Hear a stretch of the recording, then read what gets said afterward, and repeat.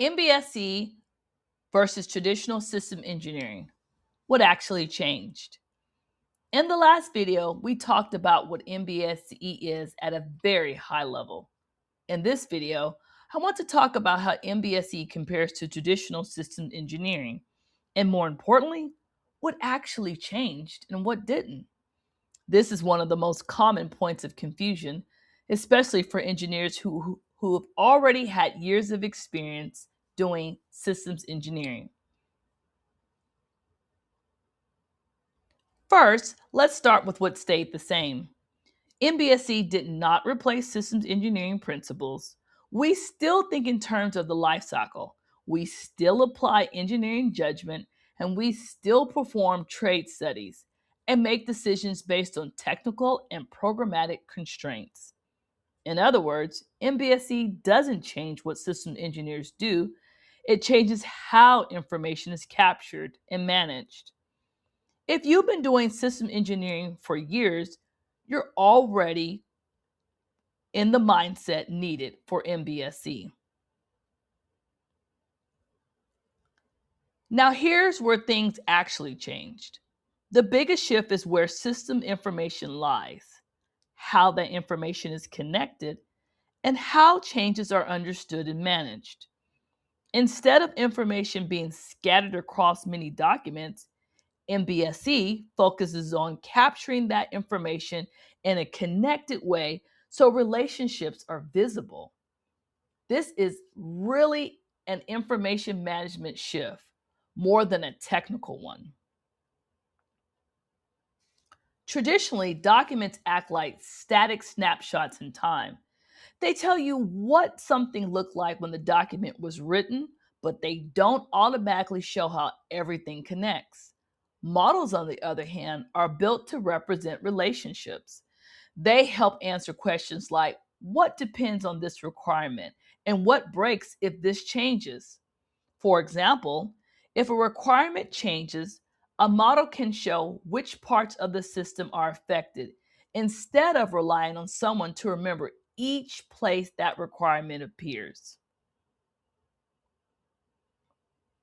In a traditional approach, system information is often spread across multiple documents. Requirements may be in one file, design descriptions in another, and test information somewhere else.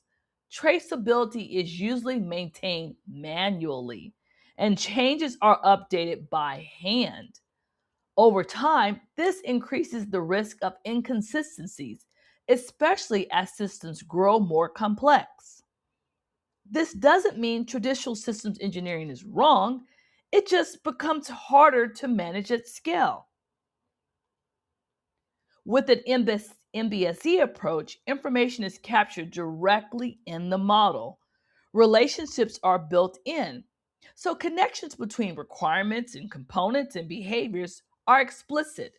When something changes, the impact of that change is easier to see. In many cases, documents are generated from the model rather than being maintained separately. So instead of updating 5 documents after a change, the model becomes the place where the change is reflected.